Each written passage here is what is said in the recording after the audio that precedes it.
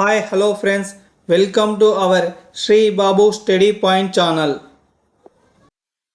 ఈరోజు మనం డిస్కస్ చేయబోయే టాపిక్ భారతదేశ చరిత్రలోని ఆర్యుల నాగరికత అనే చాప్టర్లో నెక్స్ట్ టాపిక్ వేద సాహిత్యం 2. ఈ వేద సాహిత్యం రెండవ భాగాన్ని చూసే ముందు వేద సాహిత్యం యొక్క మొదటి భాగాన్ని చూడండి. ఎందుకు అంటే కంటిన్యూషన్ అనేది ఎంతో అవసరం. సో ఇక టాపిక్లోకి వెళ్దాం. వేద సాహిత్యంలోని స్మృతి సాహిత్యంలోని మొదటి భాగము వేదాంగాలు. ఈ వేదాంగాలు వేదాలకు అంగముల వంటివి. మన శరీరానికి అంగములు ఏ విధంగానో వేదాలకు కూడా ఈ వేదాంగాలు అంగముల వంటివి. ఈ వేదాంగాలు 6. అవి ఒక్కొక్కటిగా చూద్దాం. ఫస్ట్ వన్ శిక్ష. శిక్ష అంటే పద ఉచ్చారణకు సంబంధించినది. వీటిని ఇంగ్లీష్లో ఫోనెటిక్స్ అంటారు. రెండవది నిరుక్త. నిరుక్త అంటే పద ఆవిర్భావానికి సంబంధించినది. దీనిని ఇంగ్లీష్లో ఎటిమాలజీ అంటారు. మూడవది ఛందస్సు. దీనినే మెట్రిక్స్ అంటారు. ఈ ఛందస్సు అనేది కవిత్వానికి ఎంతో ఇంపార్టెంట్. కవిత్వంలో ఈ యొక్క ఛందస్సు అనేది ఎంతో ఇంపార్టెంట్. ఎందుకు అంటే పదాలను లయబద్ధంగా ఒక్కొక్కటిగా కూర్చడం ద్వారా కవిత్వం అనేది బాగా వస్తుంది. కాబట్టి ఈ ఛందస్సు అనేది కవిత్వంలో ఎంతో ఇంపార్టెంట్. నాలుగవది వ్యాకరణం. దీనిని ఇంగ్లీష్లో గ్రామర్ అంటారు. ఐదవది జ్యోతిష్యం. దీనిని ఇంగ్లీష్లో ఆస్ట్రాలజీ అంటారు. ఇక లాస్ట్ది చివరిది కల్ప. ఈ కల్పలో యజ్ఞయాగాలు ఏ విధంగా చేయాలో ఈ యొక్క కల్పలో చెప్పబడింది. ఈ కల్పలో కూడా 3 భాగాలు ఉన్నాయి. అవి ఫస్ట్ వన్ గృహసూత్ర, రెండవది శ్రౌత సూత్ర, మూడవది సులువ సూత్ర. ఈ మూడిటి గురించి ఇన్డెప్త్గా తెలుసుకుందాం. కల్పలో మొదటిది గృహసూత్ర. ఈ గృహసూత్రని ఇంగ్లీష్లో డొమెస్టిక్ రిచువల్స్ అంటారు. ఒక మనిషి జీవితంలో తన మోక్షము కొరకు 16 కర్మలు చేయాలి అని ఈ గృహసూత్రలో చెప్పబడింది. షోడశ అంటే సంస్కృతంలో 16 అని, కర్మలు అంటే యజ్ఞాలు. మొత్తం షోడశ కర్మలు అంటే 16 యజ్ఞాలు చేయాలి అని ఈ గృహసూత్రలో చెప్పబడింది. ఎవరైతే ఈ 16 యజ్ఞాలు చేస్తారో వారికి మాత్రమే మోక్షము లభిస్తుంది అని, చెయ్యని వారికి ఈ మోక్షం లభించదు అని నమ్మకం. ఈ 16 యజ్ఞాలు కూడా తల్లి గర్భము నుండి సమాధి గర్భము చేరే వరకు ఈ 16 యజ్ఞాలను చేయవలసి ఉంటుంది. ఈ 16 యజ్ఞాల గురించి పూర్తిగా తెలుసుకుందాం. 16 యజ్ఞాలలో మొదటిది గర్భధానము. గర్భధానము అంటే వివాహిత స్త్రీ గర్భం దాల్చడానికి చేసేటువంటి యజ్ఞాన్ని గర్భధానం అంటారు. ఇక రెండవది పుంసవన. పుంసవన అంటే గర్భవతి అయినటువంటి వివాహిత స్త్రీ మగపిల్లవాడు జన్మించాలని కోరుతూ చేసే యజ్ఞము ఈ పుంసవనము. 16 యజ్ఞాలలో నెక్స్ట్ వన్ సీమంతోన్యాయం. సీమంతోన్యాయ అంటే సుఖప్రసవము కొరకు చేసేటువంటి యజ్ఞము. గర్భం ధరించినటువంటి స్త్రీకి మరియు శిశువుకి ఏం కాకోకుండా సుఖప్రసవము జరగాలి అని ఈ యొక్క సీమంతాన్ని చేస్తారు. దానిని సీమంతోన్యాయ అంటారు. నెక్స్ట్ వన్ జాతక కర్మ. జాతక కర్మ అంటే పుట్టిన శిశువు యొక్క జాతకమును తెలుసుకోవడానికి చేసే యజ్ఞము. నెక్స్ట్ వన్ నామకరణం. నామకరణ అంటే శిశువుకి పేరు పెట్టే క్రతువు. పుట్టినటువంటి శిశువుకు పేరు పెట్టే క్రతువుని నామకరణం అంటారు. నెక్స్ట్ వన్ నిష్క్రమణ. పుట్టినటువంటి శిశువుని తొలిసారిగా బయటకు తీసుకువెళ్ళే క్రతువును నిష్క్రమణ అంటారు. నెక్స్ట్ వన్ అన్నప్రాసన. పుట్టినటువంటి బిడ్డకి తొలిసారిగా ఆహారాన్ని ఇచ్చే యాగమును అన్నప్రాసన అంటారు. Next one చూడకర్మ. చూడకర్మ అంటే శిశువుకి తొలిసారిగా కేశఖండనం అంటే వెంట్రుకలను తీయించడాన్ని కేశఖండన అంటారు. Next one కర్ణవేద. కర్ణవేద అంటే చెవులు కుట్టే క్రతువు. పుట్టినటువంటి శిశువుకి చెవులు కుట్టే క్రతువుని కర్ణవేద అంటారు. Next one విద్యారంభ. విద్యారంభ అంటే విద్యను ఆరంభించే క్రతువు. ఆ శిశువుకి విద్యను ఆరంభించే క్రతువుని విద్యారంభ అంటారు. నెక్స్ట్ వన్ ఉపనయన. ఉపనయన అనేది ఇది ఇంపార్టెంట్, ఎందుకంటే ఇది ఎగ్జామ్స్లో మనకు అడగడం జరుగుతూ ఉంది. ఉపనయన అంటే గాయత్రి మంత్రం చదువుతూ పవిత్ర తాడు, పవిత్ర తాడునే జంధ్యం అని కూడా అంటారు. ఈ పవిత్రమైనటువంటి తాడును వేస్తారు. ఈ జంధ్యం అనేది 8 ఏళ్ల వయస్సులోని బ్రాహ్మణ, క్షత్రియ మరియు వైశ్య పురుషులకు మాత్రమే వేస్తారు ఈ యొక్క జంధ్యం. ఈ ఉపనయనం జరిగిన రోజునే పుట్టినరోజుగా భావిస్తారు. అంటే వీరు 2 సార్లు జన్మిస్తారని భావించబడుతుంది. ఏ విధంగా 2 సార్లు జన్మిస్తారు అని చెప్పబడింది అంటే, తల్లి గర్భం ద్వారా రావడాన్ని ఒక జన్మ అని, రెండవ జన్మ అంటే ఈ యొక్క ఉపనయనం చేయడం ద్వారా రెండవ జన్మ అని అర్థం. వీరినే ద్విజులు అంటారు. ఇంగ్లీష్లో ట్వైస్ బార్న్ అంటారు. ద్విజులు అంటే ఈ యొక్క బ్రాహ్మణ, క్షత్రియ, వైశ్య పురుషులను మాత్రమే ద్విజులు అంటారు. శూద్రులు, అన్ని కులాలకు చెందిన మహిళలు వీరు ఉపనయనం చేసుకోవడానికి అనర్హులు. కాబట్టి వీరిని ఏకజులు, ఇంగ్లీష్లో వన్స్ బార్న్ అంటారు. ఏకజులు అంటే శూద్రులు, అన్ని కులాలకు చెందిన మహిళలు. ద్విజులు అంటే బ్రాహ్మణ, క్షత్రియ, వైశ్య పురుషులని ద్విజులు అంటారు. నెక్స్ట్ వన్ వేదారంభ. వేద విద్యను అభ్యసించడానికి ఆశ్రమాలకు వెళ్ళే క్రతువుని వేదారంభ అంటారు. నెక్స్ట్ వన్ కేశాంత. ఆశ్రమంలో కేశఖండనము చేసే క్రతువుని కేశాంత అంటారు. సమావర్తన. విద్యను పూర్తి చేసుకొని ఇంటికి వచ్చే క్రతువుని సమావర్తన అంటారు. నెక్స్ట్ వన్ వివాహం. బ్రహ్మచర్యమును వీడి వివాహం చేసుకునే క్రతువుని వివాహం అంటారు. బ్రహ్మచర్యాన్ని వదిలిపెట్టి వివాహం చేసుకోవడం. షోడశ కర్మలలో చివరిది అంత్యేష్టి. మరణం తర్వాత చేసే చివరి కర్మని అంత్యేష్టి అంటారు. కల్పలో నెక్స్ట్ వన్ శ్రౌత సూత్ర. ఈ యొక్క శ్రౌత సూత్రలో ఒక రాజు రాజ్యం మరియు తన ప్రజల యొక్క క్షేమం కొరకు చేసేటువంటి యాగాల గురించి ఈ శ్రౌత సూత్రలో చెప్పబడింది. ఈ శ్రౌత సూత్రలో చెప్పబడినటువంటి యాగాలు కేవలం రాజులు మాత్రమే చేయాలి. ఈ యొక్క యాగాలను సామాన్య ప్రజలు చేయడానికి వీలు లేదు. ఈ యొక్క యాగాలలో ముఖ్యమైనవి ఏంటో చూద్దాం. ఫస్ట్ వన్ అశ్వమేధ యాగం. ఒక రాజు ఇతర రాజ్యాలను జయించి తన అధీనంలోకి తెచ్చుకోవడానికి చేసే యాగాన్ని అశ్వమేధ యాగం అంటారు. ఫర్ ఎగ్జాంపుల్, ఏ అనే రాజ్యంలోని రాజు అశ్వమేధ యాగాన్ని చేస్తున్నాడు అనుకుందాం. ఫర్ ఎగ్జాంపుల్, ఏ రాజ్యంలోని రాజు అశ్వమేధ యాగాన్ని చేస్తున్నాడు అనుకుందాం. ఏ రాజ్యం యొక్క రాజు ఒక గుర్రాన్ని విడిచిపెడతాడు. ఈ గుర్రం అనేది ఏ రాజ్యంలో ప్రవేశిస్తే ఆ రాజ్యం మొత్తం ఏ రాజ్యం యొక్క రాజు అధీనంలోకి వస్తుంది.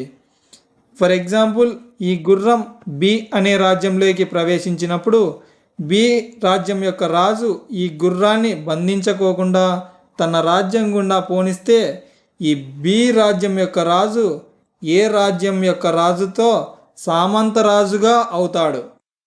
ఈ బి రాజ్యం యొక్క రాజు ఏకి సామంతరాజు అవుతాడు. అలా కాకుండా ఈ గుర్రం సి అనే రాజ్యంలోకి ప్రవేశించినప్పుడు ఈ సి రాజ్యం యొక్క రాజు ఈ గుర్రాన్ని బంధించినట్లయితే ఈ సి రాజ్యం యొక్క రాజు మరియు అతని సైనికులు ఈ గుర్రం వెనక ఉన్నటువంటి సైన్యంతో యుద్ధం చేయాల్సి ఉంటుంది. కాబట్టి ఏ రాజ్యం యొక్క రాజు సైన్యం అనేది ఎంతో బలంగా ఉంటుంది. దీనిని బట్టి చూస్తే అశ్వమేధ యాగం అనేది బలమైన రాజులు మాత్రమే చేస్తారు. ఈ విధంగా అశ్వమేధ యాగం అనేది చేస్తారు. నెక్స్ట్ వన్ రాజసూయ యాగం. దైవత్వం పొందడం కోసం రాజులు ఈ యజ్ఞాన్ని చేస్తారు. రాజసూయ యాగం అయిపోయిన తర్వాత రాజులకి దైవత్వాన్ని ఇస్తారు. రాజులని దేవునితో సమానంగా పోలుస్తారు ఈ రాజసూయ యాగం అయిపోయిన తర్వాత. నెక్స్ట్ వన్ వాజపేయ యాగం. నడి వయస్సులో ఉన్న రాజు నూతన శక్తి పొంది ఉత్తేజితుడు కావడానికి ఈ వాజపేయ యాగాన్ని చేస్తారు. ఈ వాజపేయ యాగంలో భాగంగా రథాల పోటీ పెడతారు. రథాల పోటీలో ఈ రాజు గెలుస్తాడు కన్ఫామ్గా. ఈ వాజపేయ యాగం అయిపోయిన తర్వాత రాజుకు సామ్రాట్ అనే బిరుదునిస్తారు. నెక్స్ట్ వన్ సులువ సూత్ర. యజ్ఞగుండాల నిర్మాణానికి సంబంధించి ఈ గ్రంథంలో చెప్పబడింది. యజ్ఞగుండాలనే ఫైర్ ఆల్టర్స్ అంటారు. యజ్ఞగుండాల యొక్క ఆకారాలు, పరిమాణాలు మరియు కోణాలు ఈ యొక్క సులువ సూత్రలో చెప్పబడ్డాయి. ఈ సులువ సూత్రలో రేఖాగణిత పరిజ్ఞానం కూడా ఉంది. ఈ రేఖాగణితాన్నే జామెట్రీ అంటారు. మొట్టమొదటిసారిగా రేఖాగణితం గురించి ఈ సులువ సూత్రలో చెప్పబడింది. వేద సాహిత్యంలో నెక్స్ట్ టాపిక్ పురాణాలు. ఈ పురాణాలు మొత్తం 18 ఉన్నాయి. అవి ఏంటో చూద్దాం. పురాణాలలో వాయు పురాణం, విష్ణు పురాణం, మార్కండేయ పురాణం, మత్స్య పురాణం, భాగవత పురాణం, ఇలా మొత్తం 18 పురాణాలు ఉన్నాయి. అసలు పౌరాణికాన్ని ఇంగ్లీష్లో మైథాలజీ అంటారు. ఈ పౌరాణికానికి చరిత్రకి మధ్య ఉన్న డిఫరెన్స్ ఏంటో చూద్దాం. పౌరాణికం అంటే కాల నిర్ణయం అనేది జరగదు. ఫర్ ఎగ్జాంపుల్ కృష్ణుడు ఉన్నాడు. కృష్ణుడు ఏ కాలంలో ఎప్పటి నుంచి ఎప్పటి వరకు పరిపాలించాడో మనకు కాల నిర్ణయం అనేది జరగదు. అలాగే రాముడు ఉన్నాడు. ఈ రాముడు కూడా ఏ కాలంలో ఎప్పటి నుండి ఎప్పటి వరకు అనేది రాముడు కూడా ఎప్పటి నుండి ఎప్పటి వరకు పరిపాలించాడో ఈ పౌరాణికాల ద్వారా కాల నిర్ణయం అనేది జరగదు. అదే చరిత్ర అయితే కాల నిర్ణయం అనేది జరుగుతుంది. ఫర్ ఎగ్జాంపుల్ ఒక రాజు ఎవరైనా ఉన్నట్లయితే ఆ రాజు ఏ కాలంలో ఎప్పటి నుండి ఎప్పటి వరకు పరిపాలించాడో చరిత్ర అనేది కాల నిర్ణయం అనేది జరుగుతుంది. ఈ పౌరాణికాలలో కాల నిర్ణయం అనేది జరగదు. ఇది మెయిన్గా పౌరాణికానికి చరిత్రకి ఉన్న డిఫరెన్స్. ఇక పురాణాల ద్వారా మనకు అందించే సమాచారం ఏంటో చూద్దాం. ఈ పురాణాల ద్వారా ప్రాచీన చరిత్రను అధ్యయనం చేయడానికి ఈ పురాణాలు ఎంతగానో ఉపయోగపడతాయి. ఈ పురాణాల ద్వారా రాజుల వంశాలు ఎప్పుడు ఎవరు పరిపాలించారో ఈ పురాణాల ద్వారా మనకు ఖచ్చితమైన సమాచారం లభిస్తుంది. అందులో మొట్టమొదటి రాజైనటువంటి పరీక్షిత్తు నుండి చిట్ట చివరి రాజైనటువంటి గుప్తుల వరకు ఈ పురాణాలలో ఖచ్చితమైన సమాచారాన్ని తెలియజేస్తాయి. ఈ పురాణాల ద్వారా ప్రాచీన రాజుల యొక్క వంశావళిని ఈ పురాణాల ద్వారా తెలుసుకోవచ్చు. వేద సాహిత్యంలో నెక్స్ట్ వన్ ఉపవేదాలు. ఈ ఉపవేదాలు అనేవి వేదాలకు అనుబంధంగా 4 ఉపవేదాలు ఉన్నాయి. వేదాలు మొత్తం 4. ఈ 4 వేదాలకు అనుబంధంగా 4 ఉపవేదాలు అనేవి ఉన్నాయి. ఈ ఉపవేదాలలో ఫస్ట్ వన్ ఆయుర్వేదము. ఈ ఆయుర్వేదం అనేది వైద్య శాస్త్రానికి సంబంధించినది. ఈ ఆయుర్వేదం అనేది ఋగ్వేదానికి అనుబంధంగా రాయబడింది. ఉపవేదాలలో రెండవది ధనుర్వేదము. ఈ ధనుర్వేదంలో విలువిద్య గురించి రాయబడింది. ఈ ధనుర్వేదం అనేది యజుర్వేదానికి అనుబంధంగా రాయబడింది. ఉపవేదాలలో నెక్స్ట్ వన్ గంధర్వ వేదము. ఈ గంధర్వ వేదములో సంగీతము గురించి చెప్పబడింది. ఈ గంధర్వ వేదము అనేది సామవేదానికి అనుబంధంగా రాయబడింది. ఉపవేదాలలో 4వది శిల్పవేదము. ఈ శిల్పవేదములో శిల్పకళ గురించి చెప్పబడింది. ఈ శిల్పవేదము అనేది అథర్వణ వేదానికి అనుబంధంగా రాయబడింది. ఉపవేదాలు 4.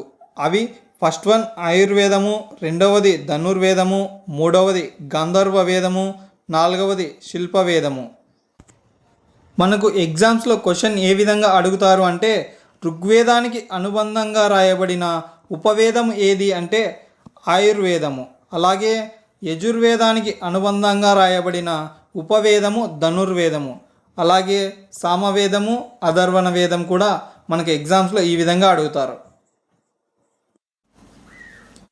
వేద సాహిత్యంలో చివరిది ఇతిహాసాలు.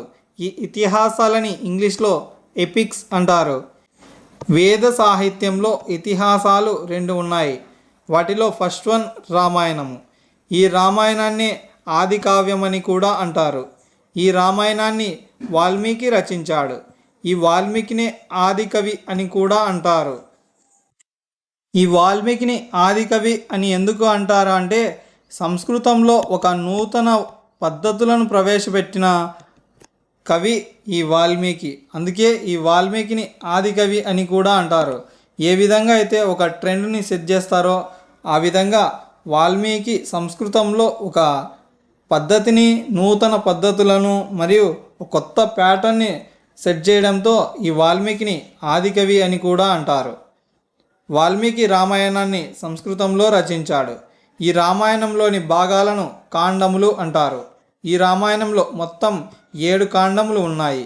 7 కాండములు అంటే 7వ కాండమైనటువంటి ఉత్తరకాండముతో కలిపి ఈ ఉత్తరకాండంలో లవకుశల గురించి తెలియజేస్తుంది. ఈ ఉత్తరకాండను కలుపుకొని 7 కాండములు ఉన్నాయి రామాయణంలో. ఈ రామాయణంలో మొత్తం 24,000 శ్లోకాలు ఉంటాయి. ఇతిహాసాలలో సెకండ్ వన్ మహాభారతము. ఈ మహాభారతాన్ని వ్యాస మహర్షి రచించాడు. మహాభారతంలోని భాగాలను పర్వాలు అంటారు. ఈ మహాభారతంలో మొత్తం 18 పర్వాలు ఉంటాయి. మహాభారతంలో 6వ పర్వమైనటువంటి భీష్మ పర్వానికి అనుబంధంగా భగవద్గీత ఉంటుంది. ఈ మహాభారతం యొక్క అసలు పేరు జయ సంహిత. ఈ మహాభారతంలో మొత్తం 1,00,000 శ్లోకాలు ఉంటాయి. ఈ మహాభారతాన్నే శతసహస్ర సంహిత అంటారు.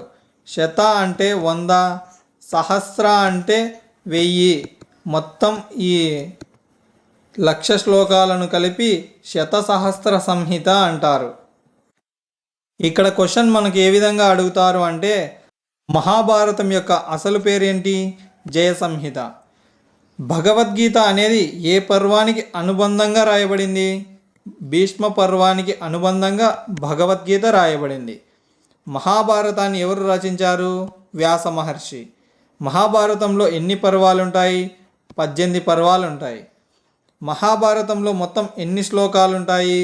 1,00,000 శ్లోకాలు ఉంటాయి. మహాభారతాన్నే ఏమని పిలుస్తారు? శతసహస్ర సంహిత అని కూడా పిలుస్తారు. ఎందుకు అంటే ఈ మహాభారతంలో మొత్తం 1,00,000 శ్లోకాలు ఉంటాయి. అందుకే ఈ మహాభారతాన్ని శతసహస్ర సంహిత అని కూడా అంటారు. ఇలాంటి మరిన్ని వీడియోస్ కోసం మన channel Shri Babu study point ఛానల్ని like, comment, share and subscribe చేయండి.